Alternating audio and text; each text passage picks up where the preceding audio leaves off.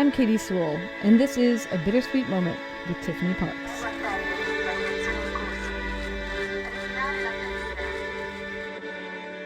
Hello and welcome to the Bittersweet Life. I'm Tiffany Parks, and this is your midweek Bittersweet Moment. I'm sitting here today with Aurelio. Hi. And we are going to talk a little bit about what I started talking about with Katie on Monday's episode about bittersweet endings, particularly Aurelio finishing elementary school. And I thought, what better way than to follow up with that with a chat with him. So Aurelio is joining me today. And, well, what do you feel about finishing elementary school? Do you have any thoughts? It's been a couple of weeks now that school has finished, so maybe you've had time to sit with it. How do you feel? Fine. I mean, I'm gonna miss my friends. Well, not my teachers. None of them? Nope. Not a single teacher? Mm-mm. Just wait till you start middle school and then you're going to start missing those teachers, I promise you. That's future. Okay. I'm kind of sad that elementary school over, but I'm happy that I'm gonna experience a new part of my life with middle school. Well, I love that attitude, Aurelio. That is a very positive and adventurous attitude. Yep. Do you consider yourself a positive and adventurous person? Yep. You're a man of few words. Yep. At least when we're taping an episode. Okay, what did you feel was the hardest part, besides missing your friends? I get that. But what else did you feel was like the hardest part of finishing elementary school? Well, the breaks, they're not going to be as long in middle school. I mean, recess. Yeah. You're not going to get recess. I can't play. You can't play? No. He's doing a tortured, anguished face. You mean like there's no playground? Well, not only that, because we can't have a ball. Do you know that for a fact? No, but... Well, I don't kind of feel bad about you not being able to play soccer. Why? Because I broke my wrist. Yeah, why don't you tell our listeners what you did? Well, I was playing soccer. I was being the goalkeeper. I saved a kick, but saving it, my hand was in a bad position, so it bent backwards, snapping the radius. And when did this happen, Aurelio? 2 days before our trip. Exactly. So we've been dealing with a little bit of stress in our family because, as you heard, Aurelio broke his wrist 2 days before we flew to the United States. And if it hadn't been for the lucky fact that, because I always try to find a silver lining, the lucky fact that it was a clean compound break and did not need a cast, but rather a splint. And we were able to convince the doctor to let us have a splint instead of a cast. We luckily did not need to cancel our trip entirely, which might have very well happened. So considering all of that, I don't think I mind that you're not going to be able to play soccer at school. Well, I do, so... You do. You're not going to be at the school. I know. I'm not going to be there to stop you. So the hardest thing for you about ending elementary school is that you're not going to have recess. Yeah, kind of. I don't know about you, Aurelio, but when I finish something, even if, let's say, it's something that I didn't love 100%, nevertheless... Yeah, I'm kind of going to miss it, but not like leaving a place that I like. Not like when you have to go home from America. No, it's way, way different. It's harder. Yep.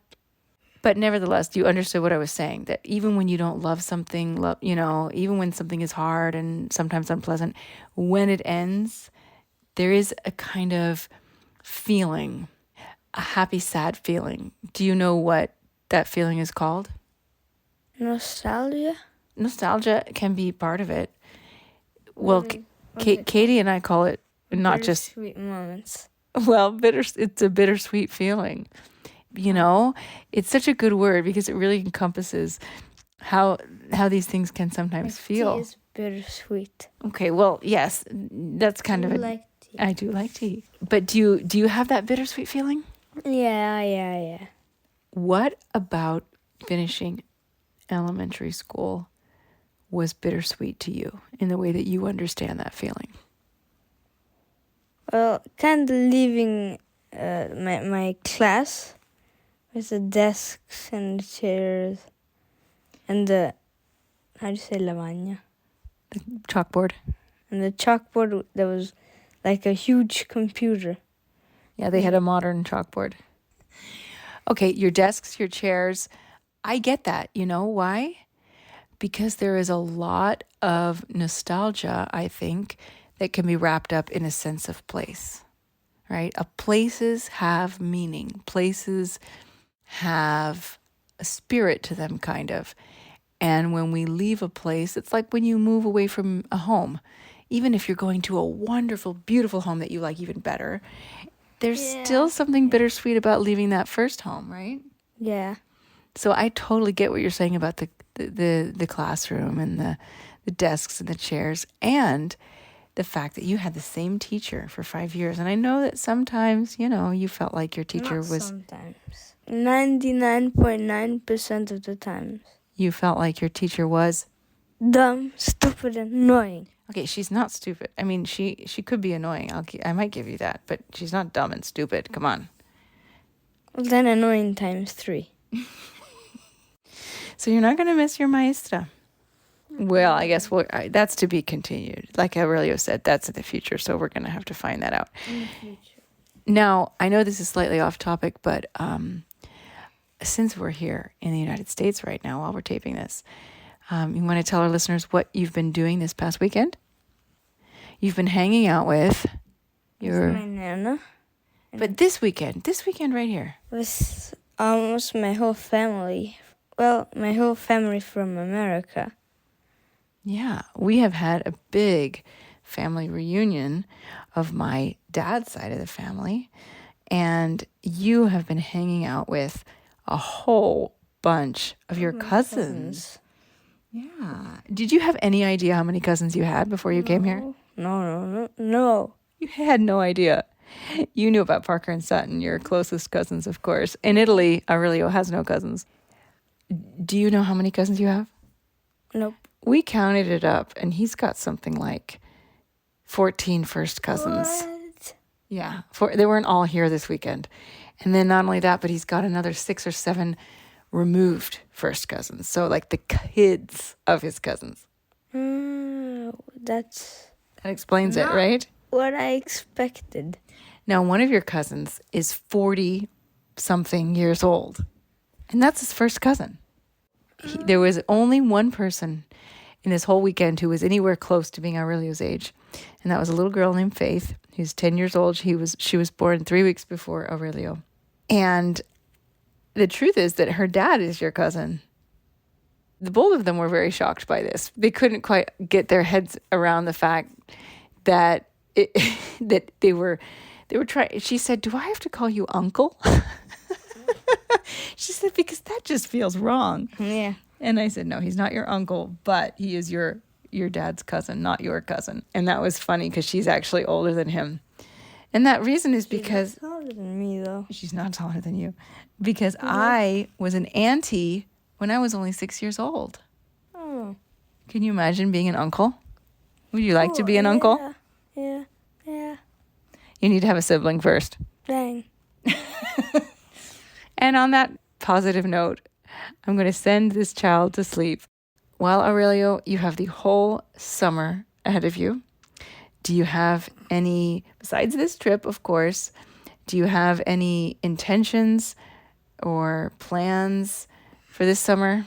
And I don't mean travel plans. I mean like things that you want to accomplish this summer before you start middle school. Let me think a second. Da, da, da, da, da, da, da. Go on. If you could accomplish one thing this summer, what would it be? How do you say, like, recuperare? Recuperate? Like, recover, maybe? Recover everything that I couldn't do with my broken wrist. Mm-hmm. Now that I take off my splint, Mm-hmm. I want to do what I couldn't do. All the things that you couldn't do when your wrist is broken, while your wrist is broken. Yeah, like the double of the things I couldn't do. Oh, you want to double. All the things that you missed, you want to do them double. All right, that sounds like a good plan. We'll catch up with Aurelio when he has started middle school, and we'll figure out how that's going. It's far away. It's closer than you think. It's closer than you think. Oh, no. His eyes just got really wide. All right, well, thanks so much for listening to this bittersweet moment. I'm Tiffany Parks. And I'm Aurelio. Bye. Bye.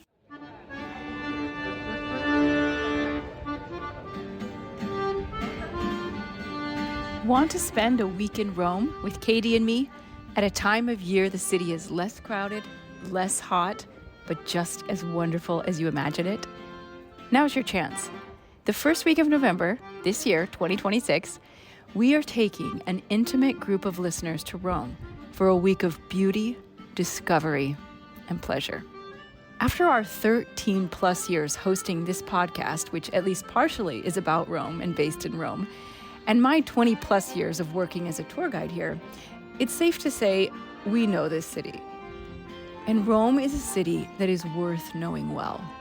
It has so many incredible layers of history, art, and beauty to peel back, and we want to share that knowledge with you, our listeners, and maybe even inspire new passions that you will nurture and deepen long after our trip is over. The vast majority of people who come to Rome barely scratch the surface of what this city has to offer. And this trip is different. There are only 8 rooms available, and 4 of them are already gone. So if you'd like to claim a room or just chat with us about it, get in touch. You can email us at bittersweetlifepodcast@gmail.com, and one of us will get back to you personally to answer all your questions. Or you can visit our website, thebittersweetlife.net, to find any additional information. We can't wait to take you to Rome.